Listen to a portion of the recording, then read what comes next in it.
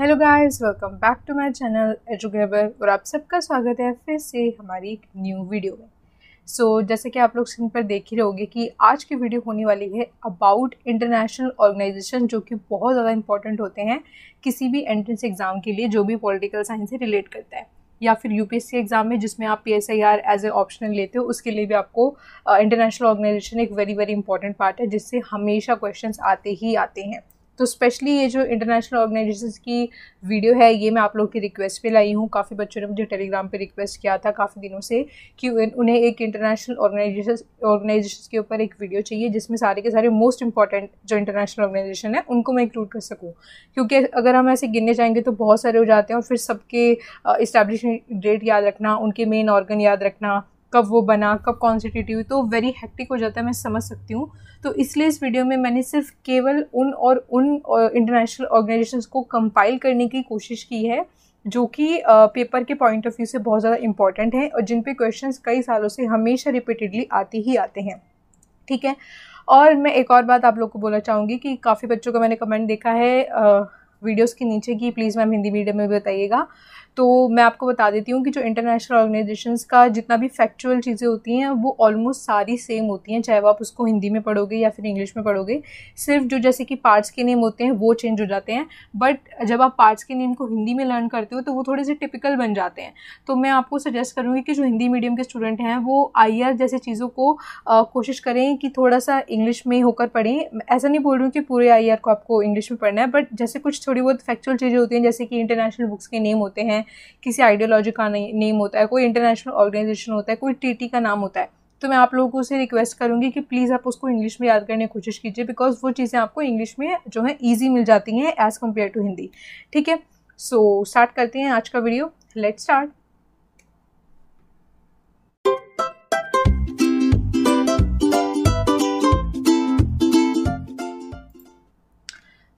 मैंने अपना PPT को इस तरीके से तैयार किया है कि मैंने हर एक नाम के आगे उसका लोगो लगाने की कोशिश की है, ताकि आप लोगों को कई बार क्या होता है हम जो पिक्चर देखते हैं उसको वो देख के चीज़ें हमें ज़्यादा याद रहती हैं रेदर देन हम किसी चीज़ को रट के पढ़ते हैं। तो जब आप इसको एज अ पिक्चर फॉर्म में देखोगे मेरी PPT को, तो मैं चाहती हूँ कि आप लोगों को जब ऐसा कोई क्वेश्चन आए तो आपको मेरी PPT का कुछ स्क्रीनशॉट या थोड़ा सा रिजेम्बलेंस आप लोगों की आंखों के आगे आए, ताकि आप उस चीज़ को जो है उस समय पर याद कर सको। ठीक है, तो मैंने इस PPT को थोड़ा सा इनोवेटिव बनाने की कोशिश की है कि जो थोड़े इंपॉर्टेंट पार्ट्स हैं उनको मैंने यहाँ पे येलो से हाईलाइट रखा है, और जितने भी इंटरनेशनल ऑर्गेनाइजेशंस आज हम कवर करने वाले हैं उनके सामने आपको लोगो देखने को मिलेगा। ठीक है, तो सबसे पहले जो सबसे इम्पॉर्टेंट हमेशा सबके जहन में जो पहला नाम आता है, जैसे इंटरनेशनल ऑर्गेनाइजेशन का नाम आता है, वो है यूनाइटेड नेशंस। ठीक है, UN जिसको हम बोलते हैं। तो ये है इसका लोगो। इसके लोगो में क्या दिखाया गया है कि सारी की सारी कंट्रीज़ हैं और ये एक साथ हैं, यानी कि जितनी भी कंट्रीज़ हैं यूनाइटेड नेशन में वो एक साथ मिलकर काम करती हैं। किस चीज़ के लिए? पीस के लिए, वर्ल्ड पीस बनाने के लिए। ठीक है, ताकि कोई कन्फ्लिक्ट ना हो, कहीं पे वॉर हो रही है तो वो वॉर ना हो, किसी दो देशों के बीच में टेरिटोरियल लड़ाई ना हो, तो इस तरीके की चीज़ों के लिए, ताकि इंटरनेशनल सिस्टम में जो है, वर्ल्ड सिस्टम में जो है पीस बना रहे, उसके लिए यूनाइटेड नेशंस है। ठीक है, तो अब हम इसके बारे में पढ़ते हैं कि कैसे इसकी शुरुआत हुई और क्या क्या इसके बारे में मेन फैक्चुअल चीज़ें हैं। Founded in 1945 after the world war second. ठीक है, इसको 1945 में बनाया गया था वर्ल्ड वॉर 2 के बाद। Charter of UN was signed in San Francisco on June 26, 1945। San Francisco जगह है, वहाँ पे इसका चार्टर जो है 26 जून 1945 को जो है साइन किया गया था। लेकिन ये इफेक्ट में कब आया था? वो था आपका अक्टूबर 24, 1945, जब आपके 15 कंट्रीज ने इसको साइन किया था। ठीक है, ये भी याद रखना है कि कितनी कंट्रीज़ ने इस्टेब्लिश जब ये हुआ था उस समय पर कितनी कंट्रीज़ ने इसको साइन किया था। तो उस समय पर केवल और केवल 50 कंट्रीज़ ने ही इसको साइन किया था, बिकॉज उस टाइम पे काफ़ी सारी कॉलोनीज़ थी ऑलरेडी यूरोप की, तो काफ़ी इंडिपेंडेंट नेशंस तो थे ही नहीं, तो इसलिए उस समय पर 50 कंट्रीज़ ने केवल जो है इसको साइन किया था। लेकिन अभी फ़िलहाल में इसमें 193 कंट्रीज़ हैं। ठीक है, तो आप समझ सकते हो कि कितने बड़े लेवल पर ये आज काम कर रहा है। तो ये आपको डेट याद रखनी है। और मैंने अभी 2 दिन पहले टेलीग्राम पर जो है क्वेश्चन भी डाला था कि यूनाइटेड नेशंस का UN डे हम किसको बोलते हैं, तो UN डे हम अक्टूबर 24 को बोलते हैं। ठीक है, ये ऐसे क्वेश्चन भी आपको आ सकते हैं। तो अगर आपको प्रैक्टिस करनी है तो आप हमें टेलीग्राम पे भी ज्वाइन कर सकते हो, नीचे डिस्क्रिप्शन बॉक्स में लिंक है, वहाँ पे आप मेरे से कोई रिक्वेस्ट भी कर सकते हो अगर आपको किसी पर्टिकुलर टॉपिक पे वीडियो चाहिए। ठीक है, The predecessors of the UN is League of Nations, which was established with the similar agenda after the World War I through Treaty of the Versailles in 1919. ठीक है, अब ये क्या है, जब वर्ल्ड वॉर 1 हुआ था 1914 के आसपास, 1918 तक, ठीक है, तो जो आपका वर्ल्ड वॉर 1 था उसके बाद जो है यूएस के प्रेसिडेंट ने कहा था कि हमें कोई ऐसा बनाना चाहिए, प्लेटफॉर्म बनाना चाहिए जहाँ पे सब लोग आकर पीस के बारे में बात करें और हम लोग मेक श्योर कर सकें मिलके कि आगे कोई भी इस तरीके की वॉर ना हो, ठीक है।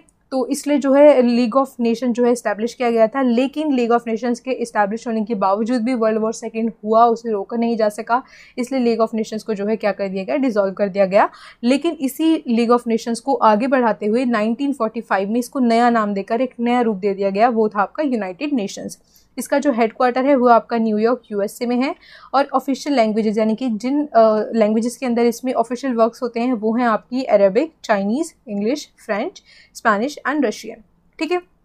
टोटल मेंबर्स इसमें करंटली जितने हैं वो 193 हैं। आपको जो है करंट की चीज़ें हमेशा आईआर से रिलेट करते हुए पढ़ के जानी चाहिए, बिकॉज करंट के जो इवेंट्स आते हैं ना, आपके जो करंट अफेयर्स आते हैं पॉलिटिकल साइंस में ऐसे नहीं आते हैं जैसे कि बाकी कॉम्पिटेटिव एग्जाम में आते हैं कि कौन सा अवार्ड किसने जीता है, या फिर कौन सा गेम चल रहा है अभी, कौन सा इंटरनेशनल गेम हम जीत कर आए। ऐसी क्वेश्चन पॉलिटिकल साइंस के पेपर में नहीं पूछे जाते हैं, लेकिन करंट अफेयर्स आपसे कैसे पूछे जाते हैं, वो आपके टॉपिक से रिलेट करके पूछे जाते हैं। फॉर एग्जाम्पल यूनाइटेड नेशन का कोई नया सेक्रेटरी बना है तो आपको उसके ऊपर क्वेश्चन आ सकता है, ठीक है। कोई जो उसका पार्ट है उसमें कोई बड़ा बदलाव हुआ है, कोई चेंज हुआ है तो वो भी आ सकता है। तो इस तरीके से आपको करंट इवेंट जरूर पढ़ के जाने हैं। और मैंने इस पीपीटी में ऑलमोस्ट ट्राई किया है कि मैंने हर एक जितने भी यहाँ पे ऑर्गेनाइजेशन कवर करे हैं, मैंने कोशिश करी कि हर किसी की करंट हैपनिंग उसमें कोई अगर हुई है तो वो भी इसमें डाल सकूँ, ठीक है।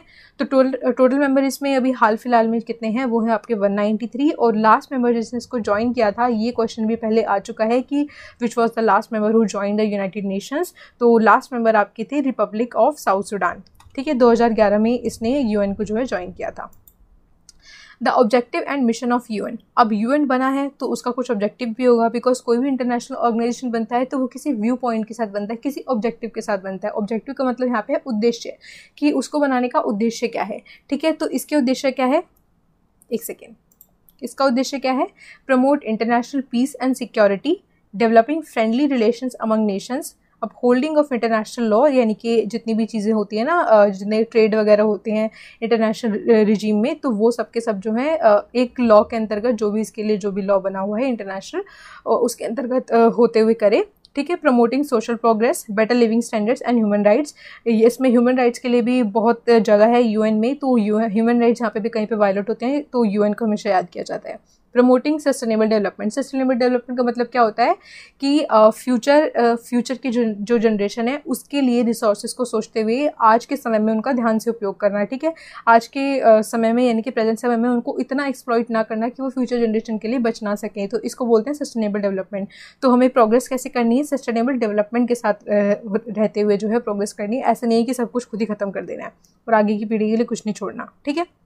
जो इसके करंट सेक्रेटरी जनरल हैं वो आपके एंटोनियो गुटेरेस हैं, जो कि अभी 2017 से अभी तक हैं, जो कि पीएम हैं पुर्तगाल के, ठीक है। तो ये पुर्तगीज़ हैं। UN हैज़ 6 प्रिंसिपल ऑर्गन, तो किसी भी ऑर्गेनाइजेशन के कुछ ऑर्गन्स होते हैं, कुछ पार्ट्स होते हैं, ठीक है। से हर एक ऑर्गन के अपने स्पेसिफिक काम होते हैं जिसमें कोई और दखल अंदाजी नहीं करता है, वो केवल उन्हीं स्पेशल कामों के लिए बना होता है।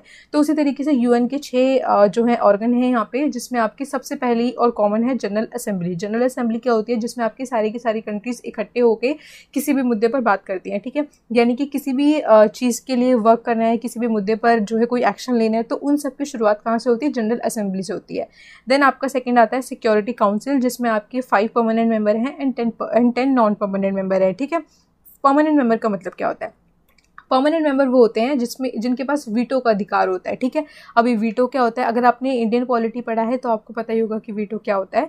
वीटो होता है कि जैसे मान लो किसी भी मुद्दे पर कोई फैसला लेना है और उन 5 परमानेंट मेंबर के सामने वो प्रस्ताव रखा जाएगा कि आपका इस पर क्या मत है, तो अगर उनमें से किसी एक ने भी वोट नो डाल दिया तो वो जो एक्शन होगा वो नहीं लिया जाएगा, उसको निल कर दिया जाएगा।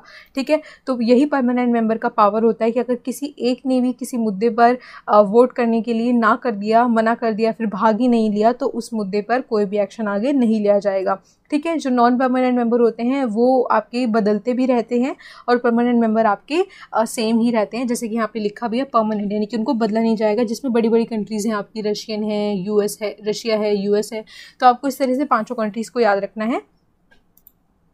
तो आपको ये 5 मेंबर भी पता होने चाहिए, जिसमें जिनको बिग 5 भी बोला जाता है, क्योंकि ये जो 5 कंट्रीज़ हैं वो बहुत बड़ी इकॉनमी है, जिसमें आपका आता है चाइना, फ्रांस, रशिया, यूके और यूएस। ठीक है, ये आपके 5 परमानेंट मेंबर हैं। और नॉन परमानेंट में एक और अभी जो लेटेस्ट यहाँ पे चीज़ हुई है वो है कि इंडिया को नॉन परमानेंट मेंबर बनने की 8th टाइम पे जो है यहाँ पे मेंबरशिप मिली है। ठीक है, the economic and social council, और उसके बाद है आपका ट्रस्टीशिप काउंसिल। ट्रस्टीशिप काउंसिल आपको याद रखना है कि ट्रस्टीशिप काउंसिल अब नहीं है, इसको सस्पेंड कर दिया गया था नवंबर 1, 1994 में।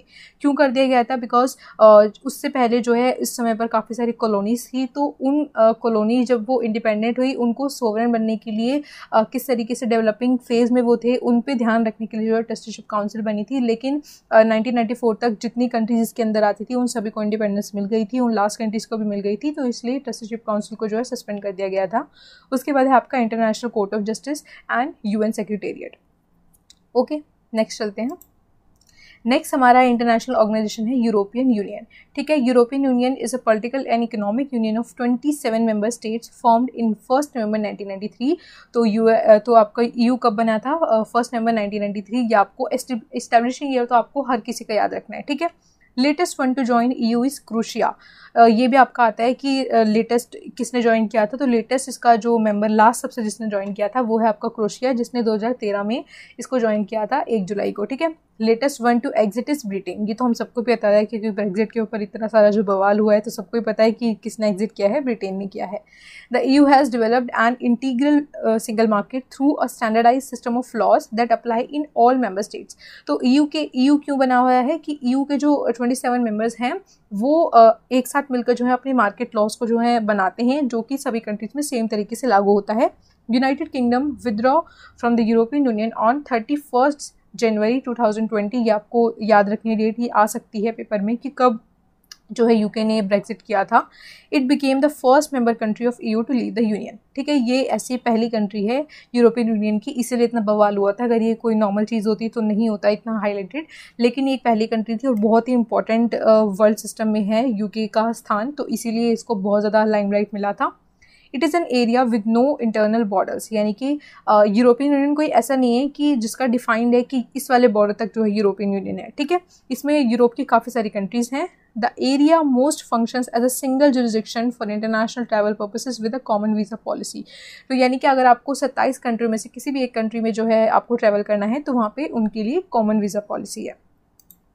The EU and European citizenship was established when the Maastricht Treaty came into effect 1993। तो यानी कि ये क्वेश्चन भी आता है यूजीसी नेट में, काफ़ी बार आ चुका है और एमए एंट्रेंस में भी आपका आ सकता है। ठीक है, तो यानी कि जो ईयू का इस्टेब्लिशमेंट है वो कौन सी ट्रीटी के अंदर हुआ था, ये हमेशा जो है बहुत इंपॉर्टेंट आपके लिए फैक्ट रहेगा याद रखना। तो प्लीज़ इसको याद करके जाना कि मास्ट्रिक्ट ट्रीटी के अंतर्गत जो है ईयू की इस्टेब्लिशमेंट हुई थी और ईयू की इस्टेब्लिशमेंट के साथ ही वहाँ पर यूरोपियन सिटीजनशिप का भी कंसेप्ट लाया गया था। ठीक है, the original member of what came to be known as European communities, यानी कि ईयू से पहले भी आपके यूरोपियन कम्युनिटीज़ नाम का एक चीज़ था जिसमें आपकी 6 कंट्रीज आती थी, जिसमें आपकी थी Belgium, France, Italy, Luxembourg, Netherlands and West Germany.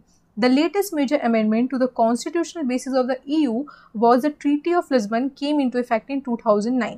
ठीक है, सबसे लेटेस्ट जो चेंज हुआ है ईयू के अंदर वो था आपका अमेंडमेंट, जो कि आपका हुआ था 2009 में और जिसका नाम था आपका ट्रीटी ऑफ लिस्बन। अभी ट्रीटी ऑफ लिस्बन क्या था, इसने क्या चीज़ बदली थी ईयू के अंदर?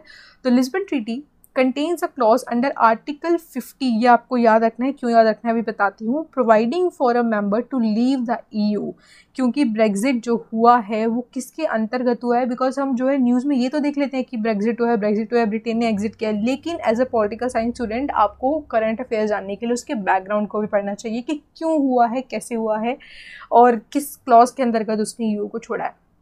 तो जो ब्रिटेन ने एग्जिट किया है वो ट्रीटी ऑफ लिस्बन के अंतर्गत किया है, ठीक है। आर्टिकल 50 जो है आपको इजाज़त देता है ईयू का यूरोपियन यूनियन को छोड़ने का। EU has a common foreign and security policy, thus developing a coordinated internal relation defense, यानी कि जितने भी इसमें कंट्रीज आती हैं उन सबकी मिलाकर एक कॉमन फॉरेन और सिक्योरिटी पॉलिसी है पीस बनाने के लिए, ठीक है, या फिर अपनी सिक्योरिटी करने के लिए किसी भी एक्सटर्नल फोर्स के अगेंस्ट में। टू बिकम अ मेंबर, तो EU का मेंबर कैसे बना जाता है? A country must meet the Copenhagen criteria, ठीक है। तो एक क्राइटेरिया फिक्स है EU का मेंबर बनने के लिए, उस क्राइटेरिया का नाम है Copenhagen criteria of European council. Copenhagen जगह का नाम है। Which requires a stable democracy, तो ये आपका पहला पॉइंट है कि आपके पास स्टेबल डेमोक्रेसी होनी चाहिए that respects human rights and rule of law. A functioning market economy, ये आपका दूसरा क्राइटेरिया है, a functioning market economy and acceptance of the obligations of membership, ठीक है, ये आपका तीसरा है। इंक्लूडिंग EU लॉज, तो EU के जितने भी लॉज हैं, जितने भी ऑब्लिगेशंस हैं, उन सबको मेंबर को एक्सेप्ट करना पड़ेगा, ठीक है। नेक्स्ट है आपका अफ्रीकन यूनियन, जिसको हम AU भी बोलते हैं। It is continental union consisting of 55 member states located in the African continent. तो ये यहाँ पे आप देख रहे होंगे कि ये अफ्रीका का जो मैप है, यानी कि जो अफ्रीका यूनियन है, अफ्रीकन यूनियन है, उसमें अफ्रीका की 55 कंट्रीज मेंबर्स हैं। EU was announced in the Sirte Declaration in Sirte, Libya on 9 सितंबर 1999। तो इसको कौन से डिक्लेरेशन के अंदर जो है अनाउंस किया गया था? तो सिरते डिक्लेरेशन के अंदर इसको जो है अनाउंस किया गया था 1999 में। द ब्लॉक वॉज फाउंड, तो इस टाइम तो इसको अनाउंस किया गया था, लेकिन बना कब था?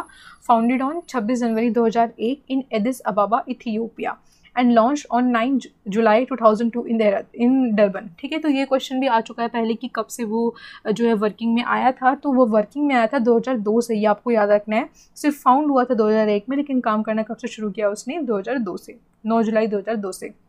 ये क्वेश्चन पहले आ चुका है, तो प्लीज़ आपको फैक्चुअल चीज़ों पे थोड़ा सा ज़्यादा एम्फसाइज रखना है।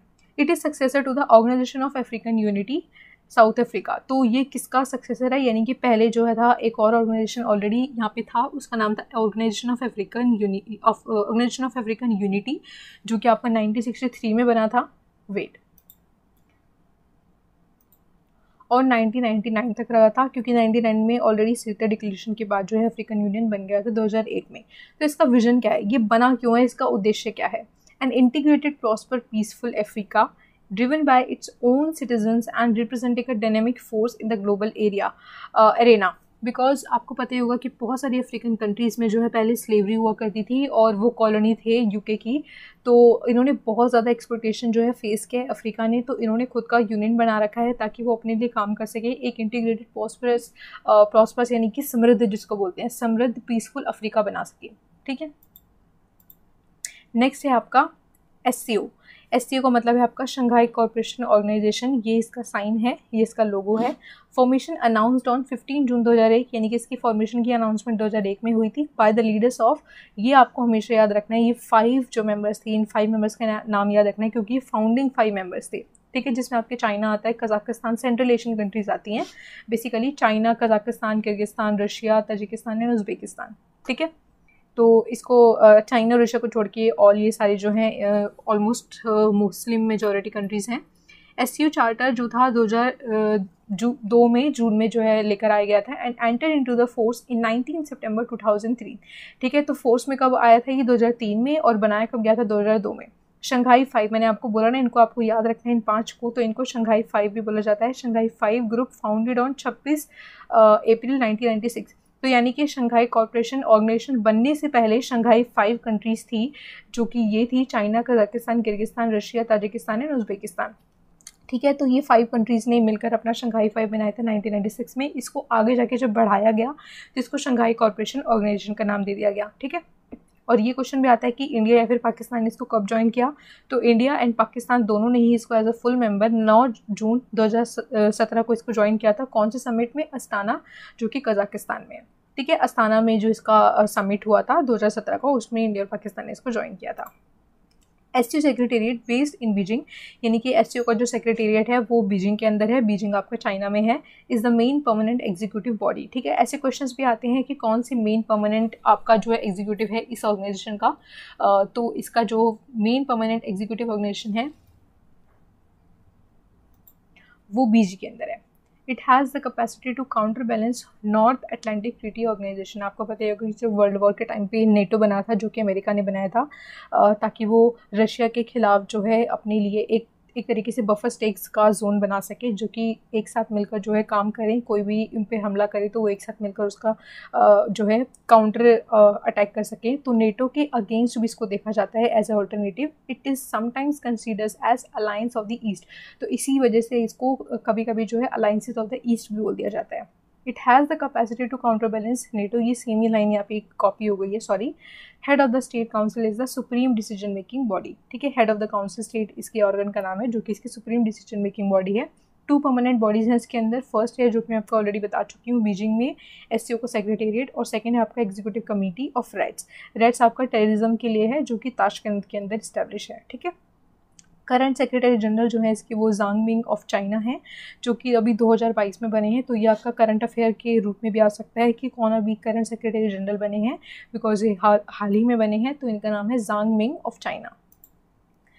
नेक्स्ट है आपका आसियान, जिसका पूरा नेम है association for south east Asian Nations. ये इसका लोगो है, जिसमें जितनी कंट्रीज़ हैं उसकी 10 की 10 कंट्रीज़ को एक साथ एक बंडल में बांधा गया है, यानी कि 10 कंट्रीज़ एक यूनिटी में बंधे हुए हैं, ठीक है। ये इसका सिंबल है। ASEAN is an intergovernmental organization comprising of the 10 Southeast Asian countries। तो इसमें साउथ ईस्ट एशिया की 10 कंट्रीज़ हैं, which was formed to foster cooperation, facilitate economic, political, social, cultural, military and educational integration। तो basically इसको क्यों बनाया गया है, ताकि वो सब मिलकर आपस में कॉपरेट कर सकें, इकोनॉमिक पॉलिटिकल प्रोग्रेस कर सकें, मिलिट्री एजुकेशनल जितनी भी फील्ड होते हैं उन सब में एक साथ मिलकर जो है प्रोग्रेस कर सकें, ठीक है, कॉपरेशन के थ्रू। मेंबर नेशंस आर, इसके जो 10 मेंबर नेशंस हैं वो आपके कौन हैं? Indonesia, Malaysia, Philippines, Singapore, Thailand, Brunei, Cambodia, Laos, Myanmar and Vietnam. ये आपको एक बार मैप को देख के याद करने पड़ेंगे, बिकॉज ये 10 कंट्रीज 10 की 10 जो कंट्रीज़ हैं वो इंपॉर्टेंट हैं। आपको क्वेश्चन आ सकता है कि कौन सी कंट्री आसियान के अंदर है या कौन सी नहीं है, ठीक है। तो उसके लिए आपको सारे मेंबर स्टेट्स याद होने चाहिए, जिसको हम आसियान डे बोलते हैं। यानी कि आसियान कब स्टैब्लिश हुआ था, वो है आपका 8 अगस्त 1967 when the foreign ministers of 5 countries, ठीक है।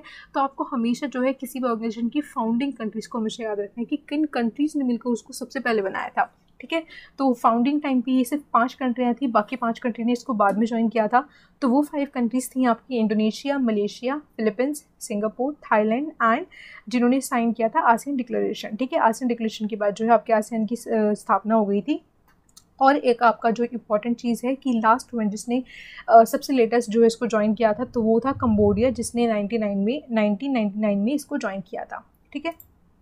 The motto of ASEAN is one vision, one identity and one community. Because जब आप इनको गूगल करके देखोगे ना, तो कहीं ना कहीं इनका जो कल्चर है ना थोड़ा थोड़ा जो है मिलता जुलता है।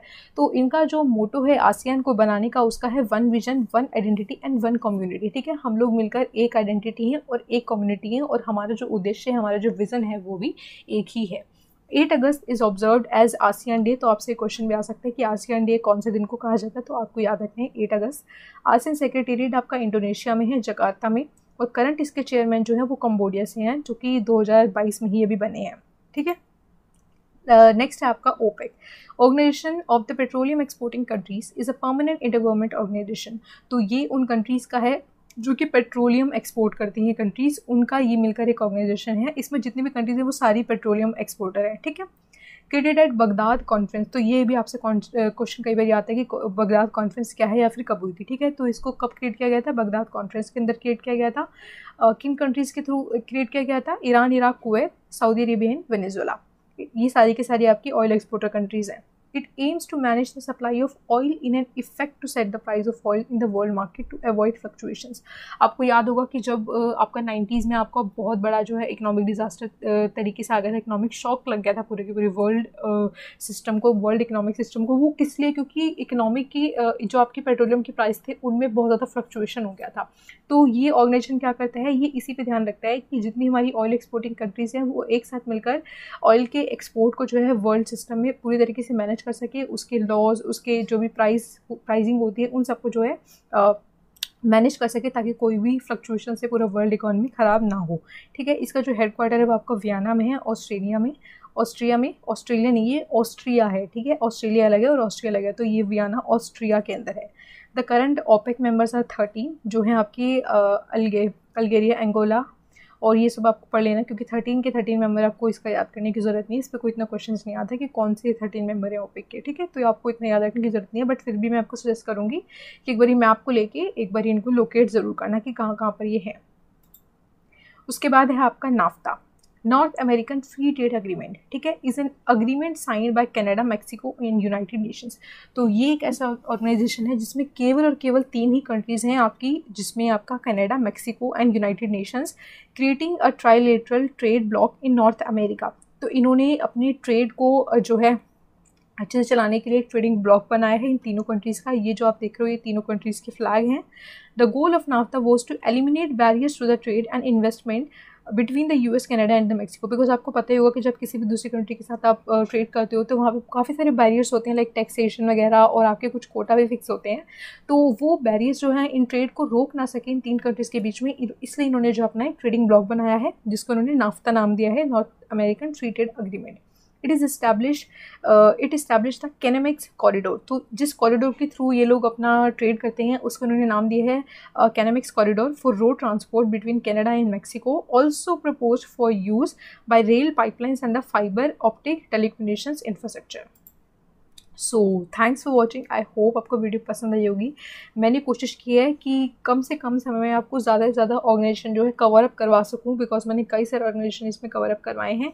अगर मैं उनमें और ज़्यादा डिटेल में जाती तो काफ़ी समय लग जाता, और आपका समय भी कीमती है बिकॉज आपको भी एंट्रेंस के लिए प्रिपेयर करना है। तो इस तरीके की इंपॉर्टेंट इन्फॉर्मेशन अगर आपको अच्छी लगती है तो प्लीज़ मेरे चैनल को सब्सक्राइब कर लीजिएगा, और आगे जो बेल आइकन है उसको प्रेस कर देना ताकि आपको ऐसी इंपॉर्टेंट वीडियोज़ की नोटिफिकेशन मिलती रहे। अपने दोस्तों के साथ शेयर करना जिनको भी हेल्प कर सकती है, और हमें टेलीग्राम पे ज्वाइन कर सकते हो अगर आपको डेली बेसिस पे जो है प्रैक्टिस करनी है, करंट अफेयर्स चाहिए, और जो है कोई भी क्वेश्चन पूछना हो मेरे से तो आप वहाँ पे पूछ सकते हो। सो थैंक्स फॉर वॉचिंग। मिलते हैं आपसे नेक्स्ट वीडियो में, तब तक के लिए गुड बाय, टेक केयर।